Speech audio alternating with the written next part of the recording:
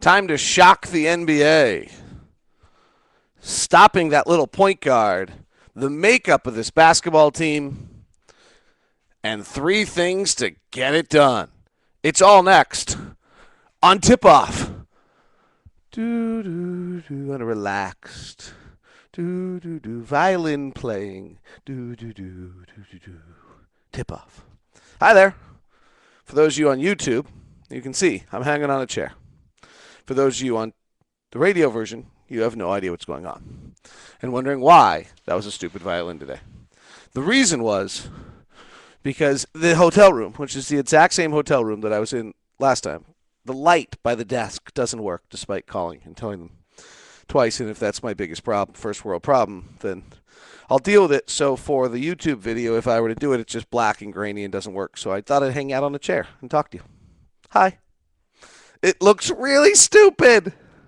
Get up, bird. Get up, bird. Get up, bird. I shared this on Twitter yesterday, but it's pretty funny, and I will probably try to sneak it into a call today at some point. But anytime we hit turbulence on a flight, the guys in the front of the plane yell, "Get up, bird! Get up, bird! Get up, bird!" And yesterday we had a bunch of turbulence coming out of Salt Lake, a little bit coming in. They do it more when we're coming into or coming out, taking off. And so there was a bunch of. I think it's Jamal. I can't really tell it from my seat. I sit backwards actually on the plane, and so I can't see into the front compartment of who it is. But so if you hear "Get up, bird! Get up, bird!" you'll know what that is tonight. I'm not sure how I'll fit it in or if the game will actually allow for it at any point in time, but I thought it'd be kind of fun, and then you guys would all know what I was talking about. You know, before we get into all the X's and O's and all the other stuff, we're totally outmatched against the Spurs. There's no question about that. But the makeup of this team and who these guys are and how they've approached the season is that they bust their butt and somehow find a way to really battle, fight, claw, surprise us at every moment along the way. Now, this is a lot to ask. The more you watch the Spurs, the more you research the Spurs, the more in awe a little bit of who they are. And there might have been a level of in game one that we were a little in awe of them as well. That the general consensus in the building from a lot of people, and even Al Jefferson even said it this week. Hey, we were within 7 at halftime. That felt good. Gosh, we need to have a little bit of a different mentality in this game. That rather than being within 7 at halftime, we got to be ahead. We got to beat these guys, not play with them and hope for a miracle late. Let's go beat them. And I think we'll see a little bit more of that than we would have otherwise. And I think that might have been where Tyrone made a really good choice to go home. Because if you were here, you would have seen Pop's Coach of the Year, and you would have just kept getting asked questions about how great the Spurs are. And I think there might have been a real value to returning home for this team. But just the big picture of what's going on today, nothing's really changed, and nothing's going to change in this series. We return home on Saturday. Tickets are available, by the way, for that at utahjazz.com. You can get your playoff tickets, take a part of the experience, and enjoy it. Come on, it'll be awesome. So get your tickets at utahjazz.com. But there is a mental element of this game, and I put that in a tweet the other day that Duncan and Jefferson have played 22 times and Duncan's won 21, and the little bit of the mentality of this team of fighting and believing they can win, I think is a huge portion of that game. And I'm not, usually I'm an X's and O's guy and a bunch of stuff like that, and I'm not usually the biggest believer in that kind of stuff, but I think there's something to that tonight. 5 o'clock start on your drive home, so I'll try to make it so you understand and can hear what's going on adequately, and make sure you've got a vibe of how the game is being played. By the way, side note, if anyone ever wonders, if you are driving in the car and you know what's taking place, obviously, and you have a feeling of how we got there, and you have a feeling of the way the game is trending, and you have a feeling of kind of how it's playing out, those would be my four goals if you're driving home today from work, and you know what's taking place, what the score is, how it's happened to get there, how it's trending is kind of always my goal.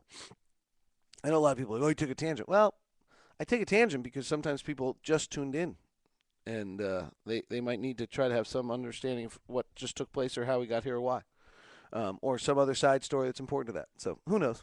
Um, Now, having watched the Spurs and endlessly on Synergy, uh, what jumps out at me is as much as we're obsessing with Parker, and I posted yesterday that the Jazz are actually the worst team in the NBA defending Parker over the last 4 years. Uh, and I do think, before anything else happens in this series, Parker is the one you've got to slow down and you've got to stop. And I just think you've got to force the ball out of his hands a little bit. And the other guys are great. I mean, you force the ball out of his hands and you put it into 40% three-point shooters. But Parker just, I think he's too good. And I think that's what we're going to see the Jazz do. If, as I showed on weareutahjazz.com/lockedonjazz, the bigs were really just zoning. I did that with Al, if you didn't see it. They were just zoning the middle of the paint and playing back and not making him uncomfortable. I think there's going to have to be a lot more variation in looks, a few more changes in how we do things in that regard, or else I think he'll pick us apart again without any difficulty at all. So that's the first thing that I think is key, obviously, is dealing with Parker, and that's not any breaking news.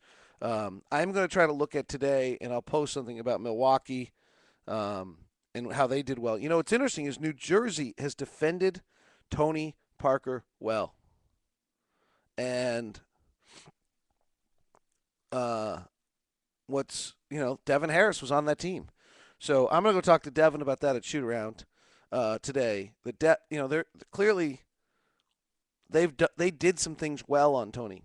They didn't play him as much, but they did some things well. So what did they do that allowed Tony to have off nights with New Jersey and Milwaukee, Miami, and when Miami and Boston are the teams that slow you down, that's a personnel thing we can't deal with. But Milwaukee and New Jersey, I think you got to look back and figure out what they did as well.